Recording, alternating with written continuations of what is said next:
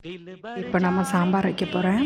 ரொம்ப சிம்பிளாக தான் வைக்க போகிறேன். பாருங்கள், ஒரு 150 துவரம்பருப்பு தான் நான் அதில் போட்டிருக்கேன்.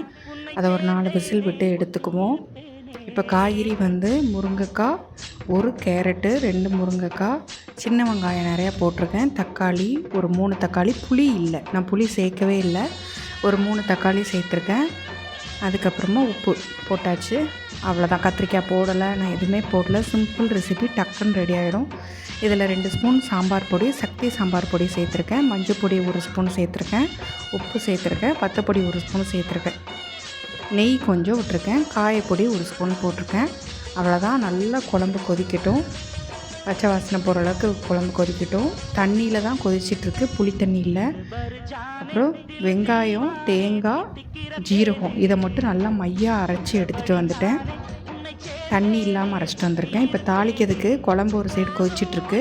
தாளிக்கிறதுக்கு கோல்டு வின்னர் விட்டுக்கோங்க. 1 ஸ்பூன் கடுகு, கொஞ்சம் ஜீரகம், கொஞ்சம் வெந்தயம், ஒரு குத்து சின்ன வெங்காயத்தை போட்டு தாளிக்குங்க. கருவேப்பிலை போட்டுக்கோங்க. அவ்வளோதான்.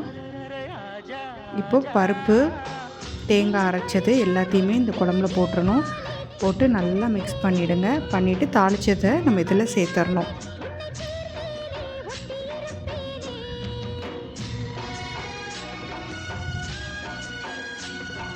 தேவையான அளவு மல்லி இலை போட்டுக்கோங்க. அவ்வளோதான், ரெடி ஆகிடுச்சு பாருங்கள். சூப்பரான சாம்பார் ரெடி. வாங்க சாப்பிட்லாம்.